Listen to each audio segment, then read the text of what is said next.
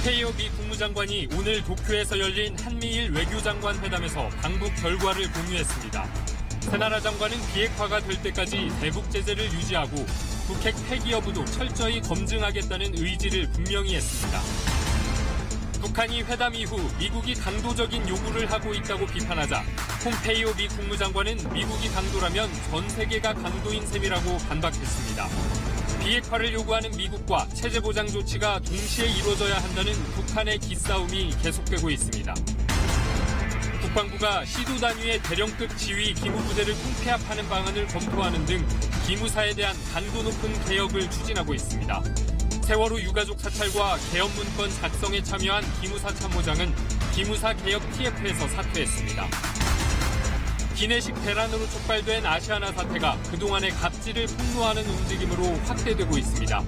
사측이 회장 찬양 공연 등은 직원들의 자발적인 행동이었다고 해명한 데 대한 직원들의 분노가 커지면서 후속 제보도 잇따르고 있습니다. 경북 영양의 한 주택에서 난동을 부리던 40대 남성을 제압하다가 경찰관 2명이 흉기에 찔렸습니다. 한 명은 숨졌고 한 명은 중상을 입었습니다. 시청자 여러분 안녕하십니까? 7월 8일 일요일 KBS 9시 뉴스입니다. 북미 간 비핵화 로드맵이 순탄치 않은 모양새입니다. 6.12 싱가포르 회담 이후 처음으로 진행된 북미 고위급 회담에서 북미는 각각 다른 셈법을 보이며 극명한 입장차를 드러냈습니다. 미국은 완전한 비핵화 전에 대북 제재를 유지하겠다는 뜻을 분명히 했지만 북한은 강한 어조로 미국을 비난하며 불만을 나타냈습니다.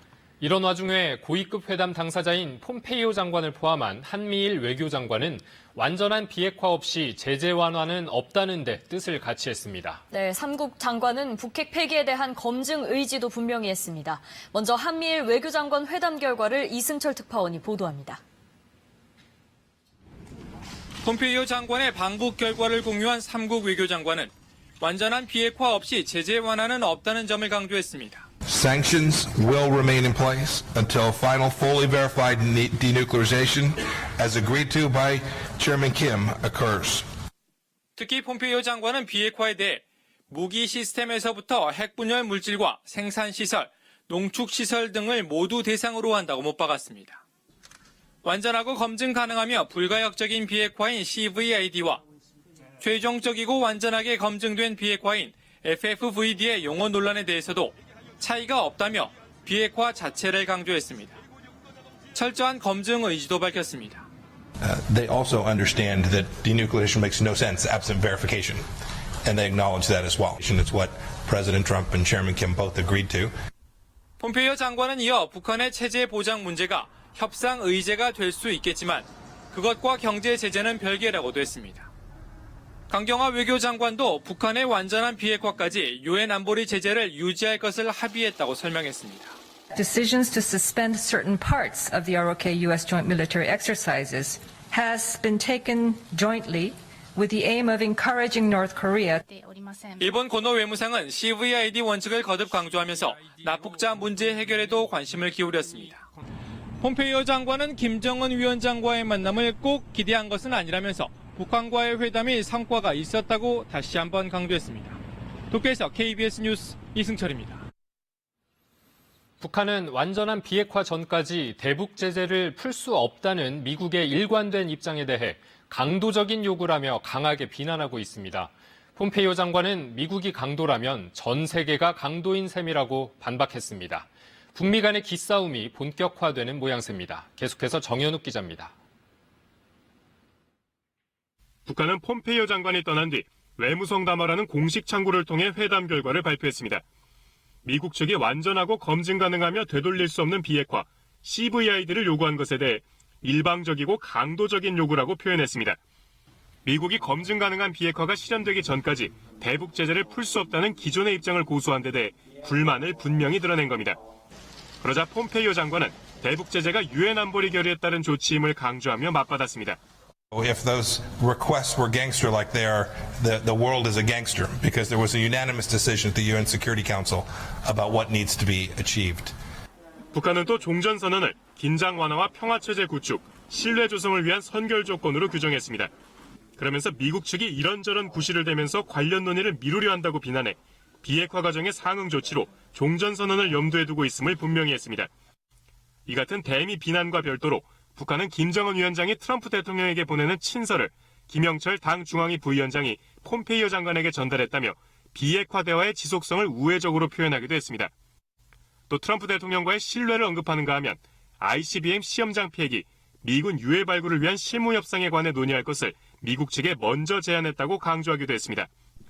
강도 높은 대미 비난으로 협상에서 밀리지 않겠다는 것을 분명히 하면서도 대화 기조는 이어갈 것임을 시사한 대목까지 이중의 메시지를 담은 이번 담화는 북한 주민들은 접할 수 없는 대외 매체를 통해서만 보도됐습니다. KBS 뉴스 정현욱입니다. 그렇다면 앞으로 비핵화 협상은 어떻게 될까요? 결국 북한의 비핵화 선조치가 먼저냐, 아니면 단계적인 체제 보장 조치가 동시에 이루어져야 하느냐의 문제가 여전히 걸림돌이 될 것으로 보입니다. 이어서 박석호 기자가 보도합니다. 풍계리 핵실험장 폭파만으로는 부족하다. 핵물질 반출과 같은 추가 조치가 필요하다. 미국 정치권과 언론의 요구에 대해 폼페이오 장관은 부담감을 호소합니다. People are going to make stray comments after meetings. If I paid attention to what the press said, I'd go nuts, and I refuse to do that. 11월 중간선거가 다가올수록 더 시간에 쫓길 수밖에 없으니 지금부터 비핵화에 속도를 내겠다는 게 미국의 계산입니다. 그러나 북한의 셈법도 간단치 않아 보입니다. 한미연합훈련이 중단됐다고는 하지만 언제든 재개될 수 있고 구체적인 대북제재 해제는 요원해 보인다는 겁니다. 그런데도 미국이 신고와 검증까지 몇 년이 걸릴 수 있는 선 비핵화를 요구하니 받아들일 수 없다는 겁니다. 9월 9일 정권 수립 70주년까지 일정한 정치-경제적 성과를 내세울 수 있기 위해 추가적인 체제 보장과 대북제재 해제를 이끌어내려 한다는 분석이 나옵니다. 비핵화 시간표만 요구할 것이 아니라 점진적인 제재 해제를 비롯해서 미국이 줄 수 있는 것도 동시에 내놔야 문제를 풀어갈 수 있는 것 아닌가, 이런 판단을 하고 있다고. 지난달 미국이 대북제재를 1년 연장하자 북한이 미군 유해 송환 절차에 응하지 않고 있는 것도 이런 맥락으로 풀이됩니다. 다만 북미 양측이 이번 회담을 통해 본격적인 실무회담의 틀을 마련한 만큼 싱가포르 선언 이행을 위한 기반은 갖췄다는 평가입니다. 모든 것이 아직은 조심스러울 수밖에 없는 상황이란 분석이 나오는 이유입니다. 이런 가운데 청와대는 오늘 김의겸 대변인 명의의 메시지를 통해 이번 북미 회담이 한반도 비핵화로 가기 위한 여정의 첫걸음을 떼는 것이라며 의미를 부여하기도 했습니다. KBS 뉴스 박석호입니다. 문재인 대통령이 뉴델리에 도착해 5박 6일 동안의 인도와 싱가포르 국빈 방문 일정을 시작했습니다. 문 대통령은 이번 순방에서 신남방 정책의 핵심 협력 대상인 양국 정상들과 만나 경제협력 확대 방안 등을 논의합니다. 문 대통령은 내일 삼성전자가 건설한 인도 최대 규모 휴대전화 공장 준공식에 참석해 취임 후 처음으로 이재용 부회장을 만날 것으로 알려졌습니다. 이번엔 기무사령부 개업 문건 관련 소식입니다. 기무사에 대한 개혁의 목소리가 높아지면서 일부 기무부대를 통폐합하는 방안이 검토되고 있습니다. 개업 문건에 참여했으면서 개혁 TF위원으로 활동해 논란을 빚었던 기무사 참모장은 오늘 TF에서 사퇴했습니다. 김영은 기자입니다. 국군 기무사령부 개혁 방안으로 거론되는 건 조직 축소입니다. 먼저 서울을 포함한 광역시와 도 11곳에 설치된 이른바 6공단위 기무부대가 개편 대상입니다. 600, 601 부대 등으로 불리는 6공단위 부대는 각 군 기무부대를 지휘 감독한다는 취지로 만들어졌지만 일선 기무부대 업무와 겹칩니다. 서울을 담당하는 602 부대의 경우 수도방위 사령부 기무부대와 업무가 중복되고 있는데 두 부대를 통합하는 방식도 검토 중인 것으로 확인됐습니다. 두 부대를 합치면 부대장도 2명에서 1명으로 줄게 되는 겁니다. 6공단위 기무부대뿐만 아니라 전 기무 예하부대 개편도 검토 중이라고 국방부가 밝혔습니다. 이에 대해 기무사 측은 신원조회와 탈북자 합동신문에 6공단위 부대가 여전히 필요하다는 입장인 것으로 알려져 기무사 개혁 작업이 쉽지만은 않을 것으로 보입니다. 감축에 앞서서 기무사의 업무를 방첩활동, 방산기밀 유지 등으로 명확히 하는 것도 과제입니다. 이런 가운데 개업 문건 작성에 참여했던 현 기무사 참모장은 기무사 개혁 TF위원으로 활동해오다 보도가 나오자 결국 사퇴 의사를 밝혀 해촉됐습니다. 국방부가 기무사 개업 문건의 위법성 여부를 조사하겠다고 밝힌 가운데 기무사 개혁 TF는 이달 중 개혁안을 발표할 예정입니다. KBS 뉴스 김영은입니다.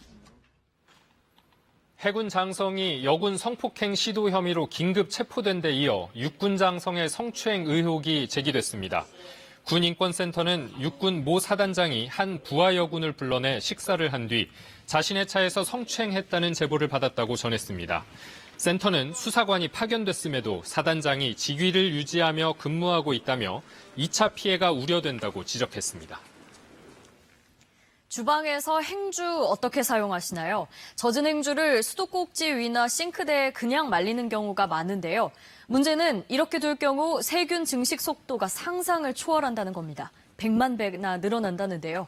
박광식 의학 전문 기자가 자세히 알아봤습니다. 컵에 물기를 닦아내고 다시 식탁을 행주로 훔칩니다. 물로 헹군 행주는 보통 선반에 걸어 말립니다. 매일 쓰는데 제일 걱정되는 부분은 이제 더러운 것도 많이 닦다 보니까 이렇게 세균이 좀 많이 있을 것 같아서 그게 제일 걱정이 돼서요. 아기 식탁을 면봉으로 문질러 오염 정도를 측정했더니 544 RLU로 측정됐습니다. 이 식탁을 햇빛에 말리지 않은 젖은 행주로 닦아 측정하니 805, 오히려 오염도가 48% 증가했습니다. 행주가 오염의 매개체가 된 겁니다. 한 조사기관이 주부 500명을 대상으로 행주 관리 실태를 조사해보니 10명 중 8명이 젖은 행주를 사용했고 10명 중 7명은 수도꼭지나 싱크대에 행주를 걸어놓고 재사용하는 것으로 나타났습니다. 젖은 행주를 상온에서 12시간 방치할 경우 유해 세균이 100만 배 늘어납니다. 특히 고온다습한 여름철엔 증식 속도가 훨씬 더 빠릅니다. 2차적으로 이제 음식물이 오염되거나 이런 일이 있다 보니까 식중독이 원인이 되는 경우가 상당히 많습니다. 기본적인 독소에 의한 설사라든지 아니면 뭐 장염 중에서도 뭐 이제 혈변 동반하는 그런 것들을 다 일으킬 수 있는 게 이제 대장균에 의한 것들도 있고 뭐. 여름철 식중독을 막기 위해서는 행주를 매일 끓는 물에 10분 아니면 전자레인지에 8분 가열하거나 세제에 30분 이상 담가두는 것이 좋습니다. KBS 뉴스 박광식입니다. 기내식 대란으로 촉발된 아시아나 항공 직원들의 분노가 갑질 폭로 움직임으로 번지고 있습니다. 특히 박삼구 회장을 위한 공연에 직원들이 동원된 것을 사측이 자발적인 것이었다 이렇게 해명한 데 대한 분노가 큰데요. 아시아나 직원들은 오늘 경영진 퇴진을 요구하는 2차 촛불 집회를 열었습니다. 김용준 기자입니다. 주말급지 청산하라. 얼굴을 가린 아시아나 직원들. 그동안 억누른 서름을 쏟아냅니다. 직원들이 욕 빠지냐? 더 이상은 못 참겠다. 특히 KBS에 보도된 박삼구 회장에게 바치는 노래 연습 장면을 사측이 자발적이었다고 해명한 것에 분노했습니다. 자발적인 건 아니었고 위에서 이제 하라고 시키니까는 일을 하기 위해서 이제 회사에 들어왔고 그런데 이제 마치 회장님한테 잘 보이기 위해서. 이 같은 사측 입장에 아시아나 단체 채팅방은 들끓었습니다.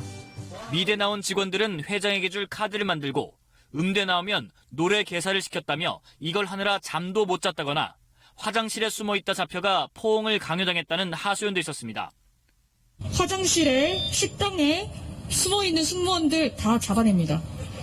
그리고 어떻게 하시는지 아십니까? 회장님 만날 생각에 밤잠을 못 잤습니다. 사랑합니다. 한 조종사는 박삼구 회장이 경영에 손을 뗐을 땐 성과급이 나왔는데 다시 복귀하니 오히려 경영난에 허덕이고 있다며 지금의 사태를 책임지라고 주장했습니다. 지금 아시아나 부채가 몇백 %인지 아십니까? 600%입니다. 이날 2차 집회에서는 기내식 사태로 숨진 아시아나 재하청 업체 대표의 유족도 참석해 장례를 숙연하게 했습니다. 지옥 같은 나날을 보내고 있습니다. 삼촌이 왜 돌아가셔야 했는지 이 모든 원인은 밝혀져야 되고 잘못된 일은 바로잡아야 된다고 생각합니다. 집회를 마친 아시아나 직원들은 아시아나 광화문 사업까지 행진하며 박 회장과 경영진이 퇴진할 때까지 계속해서 싸우겠다는 의지를 보였습니다. KBS 뉴스 김용준입니다. 재벌 총수들의 잘못된 경영이나 실수로 인한 위험을 오너 리스크라고 하죠. 특히 총수 일가 중심으로 돌아가는 우리나라 기업들에 잘 쓰이는 말인데요. 그럴 때마다 피해를 보는 건 소액주주들과 직원들이고 총수 일가의 고액 연봉은 여전합니다. 박대기 기자가 보도합니다. 잇따른 불법 행위 혐의로 본인과 가족들이 수사를 받고 있는 조양호 한진그룹 회장. 조 회장의 지난해 연봉은 66억 원으로 국내 대기업 경영자 가운데 8번째로 많습니다. 올해 2월 구속된 신동빈 롯데 회장은 지난해 훨씬 많은 152억 원을 받아 2위를 기록했습니다. 지난해 대기업 경영자 연봉을 조사한 결과 상위 10명 가운데 6명이 이렇게 대기업 총수였습니다. 연봉 상위 10명에 총수 일가가 한 명도 없는 일본이나 단 2명만 들어가 있는 미국과는 대조적입니다. 전문 경영인에게 힘을 실리기보다는 총수 중심으로 대기업들이 경영을 하고 있다는 것을 단면적으로 보여주는 이렇게 총수 중심 경영 체제가 견고하다 보니 이른바 오너 리스크가 발생하면 여파가 클 수밖에 없습니다. 대한항공만 해도 이른바 물벼락 갑질 이후 주가가 20% 넘게 떨어져 시가총액만 단순 계산해 보더라도 7,500억 원이 빠졌습니다. 여기에 한진칼과 진에어 주가도 20% 넘게 빠졌습니다. 총수 일가의 문제가 그룹 전체로 번지면서 결국 소액주주들을 비롯한 투자자들과 직원들이 피해를 보고 있는 겁니다. 오너 일가 리스크는 단기적으로 끝날 이슈라기보다는 지배구조 자체가 바뀔 수도 있는 그 정도의 일련의 사건으로 보고 있어서 기내식 대란이 빚어진 아시아나항공의 소액주주들은 곧 주주대표 소송을 낼 예정입니다. 박삼구 회장 측이 그룹 지원을 위해 기내식 납품업체를 변경해 문제가 생겼다며 책임을 묻겠다는 겁니다. 직원 갑질 논란까지 일고 있는 박 회장은 지난해 14억 원을 연봉으로 받았습니다. KBS 뉴스 박대기입니다. 경북 영양에서 40대 남성이 흉기를 휘둘러 출동한 경찰관 1명이 숨지고 1명은 크게 다쳤습니다. 경찰은 이 남성이 정신병 전력이 있다는 가족 진술을 확보해 사실 여부를 확인하고 있습니다. 김재노 기자가 보도합니다. 오후 12시 40분쯤 경북 영양의 한 가정집에서 40대 남성이 난동을 부리고 있다는 신고가 접수됐습니다. 4분여 만에 현장에 출동한 경찰관 2명은 42살 A씨의 흥분을 가라앉히기 위해 설득을 시작했습니다. 하지만 대화 도중 A씨가 갑자기 경찰관에게 흉기를 휘두르기 시작했고 51살 B 경위가 찔려 병원으로 옮겨졌지만 숨졌습니다. 칼에 찔렸다 하는 그런 또 이제 무전망이 날라오고요. 13시 경에 피의자를 검거를 한 그런 상황입니다. 함께 출동한 53살 C 경위도 중상을 입었습니다.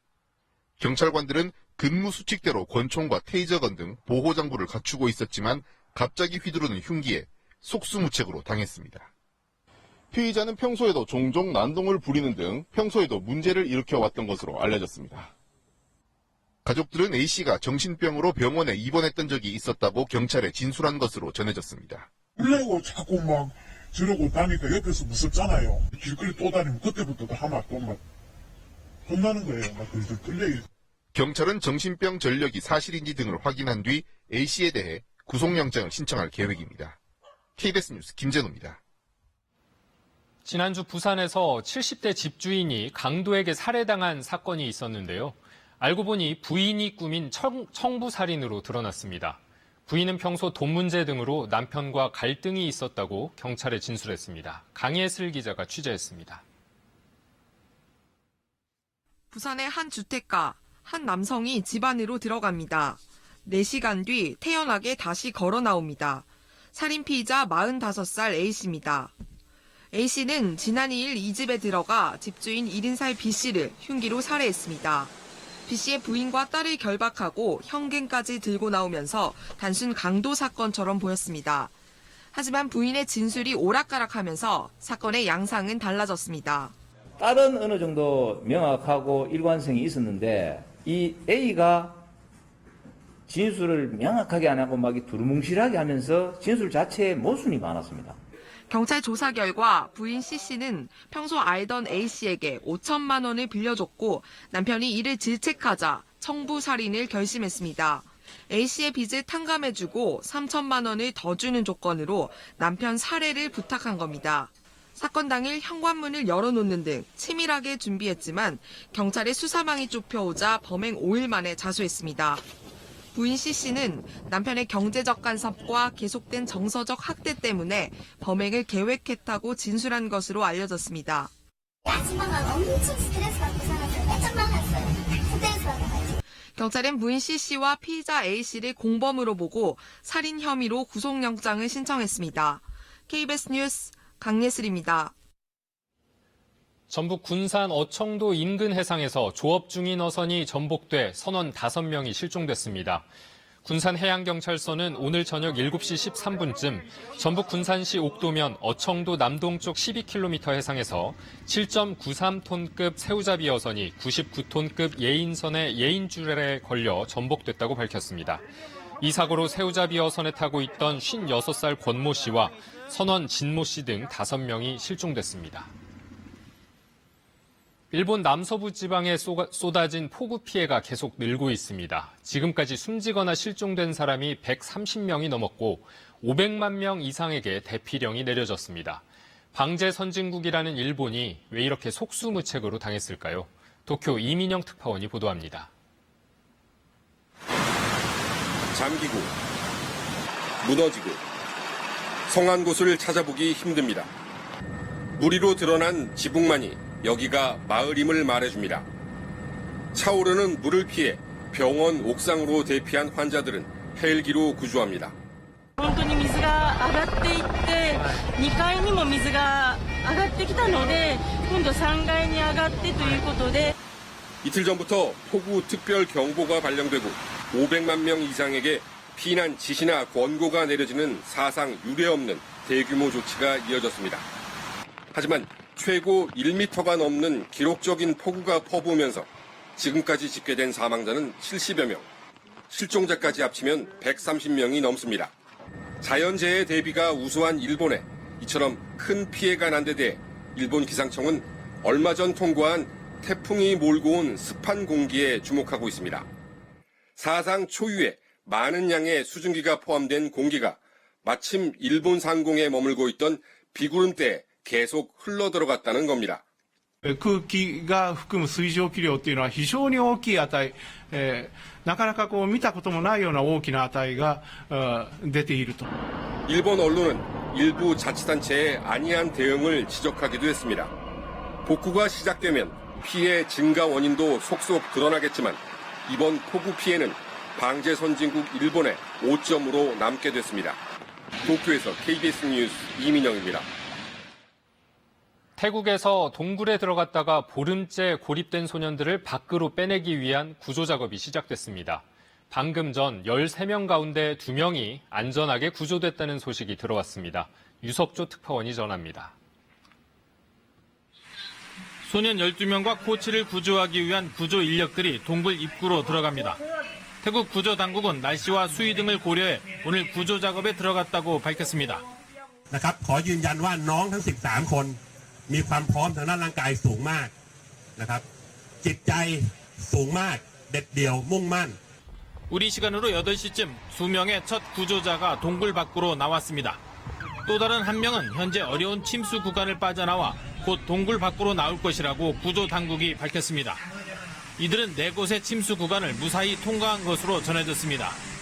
특히 생존자들이 발견된 곳에서 파타야 비치까지의 400m 구간과 폭이 60cm에 불과해 잠수 장비를 벗어야 하는 구간이 최대 난코스로 꼽힙니다. To rely on the regulator and the tanks with them to breathe, and losing that regulator even for a minute or two could be fatal. 구조된 소년들은 건강 상태에 따라 구급차와 헬기 등을 이용해 병원으로 이송될 예정입니다. 구조되는 생존자들을 4개 그룹으로 나누어 1명씩 구조할 예정이어서 구조 작업은 최대 나흘까지 걸릴 것으로 예상됩니다. 방콕에서 KBS 뉴스 유석조입니다. 서울페이, 경남페이, 고양페이. 6.13 선거 때도 지방자치단체 후보들이 이런 지역 화폐 공약을 내놨죠.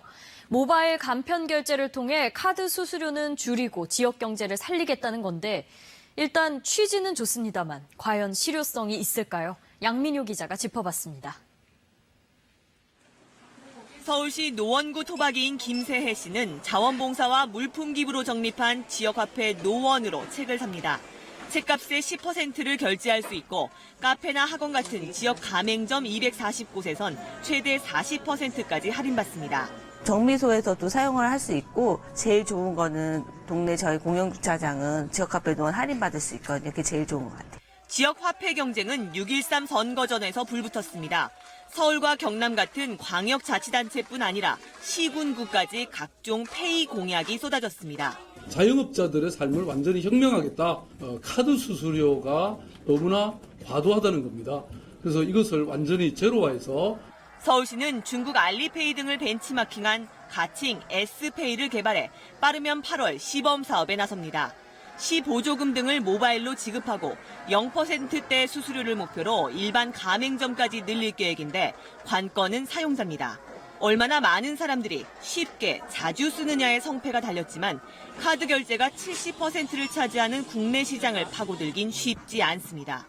때문에 서울시는 50억대 시스템 구축비의 배 이상을 각종 혜택과 홍보비로 쓸 예정입니다. 경남도도 100억대 마케팅 비용이 들 걸로 보고 있습니다. 왜냐하면 애플페이, 삼성페이도 실패하고 페이코조차도 실패하잖아요. 서울시와 같은 아주 큰 그러한 지방정부가 새로운 결제 서비스를 낸다 하더라도 그것이 새로운 거래를 창출하지 않는다면 아마 실패하게 될 것입니다. 우후죽순으로 생겨날 지역 화폐들 간 연동 여부도 페이 경쟁의 성패를 가를 전망입니다. KBS 뉴스 양민효입니다. 개의 후각이 발달했다는 건 많이 알려진 사실인데요. 그 뛰어난 후각으로 수사에 큰 도움을 주는 개들이 있습니다. 경찰 채취견인데요. 강진 여고생 실종 사건도 자칫 장기화될 뻔했지만 이 채취견이 시신을 찾으면서 수사의 속도가 붙었습니다. 그 활약상을 김민혁 기자가 취재했습니다. 옳지. 30도에 육박하는 무더운 여름날, 채취견들이 잔디밭을 뛰어다닙니다. 경찰관과 장난을 치다가도 사뭇 진지한 표정으로 훈련에 임합니다. 팀의 가장 맏형인 레오는 올해로 9살. 벌써 경력 7년 차인 최고참 채취견입니다.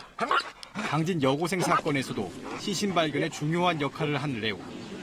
벌써 내년이면 은퇴를 앞두고 있습니다. 7년째 곁을 지켜온 경찰 요원 핸들러의 손짓 하나가 레오에게는 가장 소중합니다. 채취견들은 핸들러와의 교감이 중요하기 때문에 항상 소통하는 훈련을 받아오고 있습니다. 아웃! 사람이 실종된 상황을 가정하고 숨어봤습니다.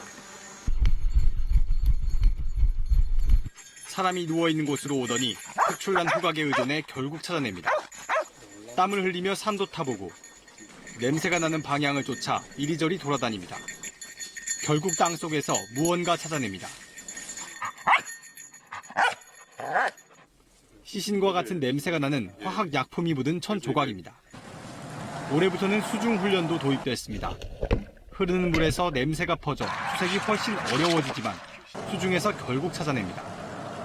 채취견은 시신과 생존자 등 사람 수색을 위해 2012년 처음 도입됐는데 지난해엔 300번 가까이 출동했습니다.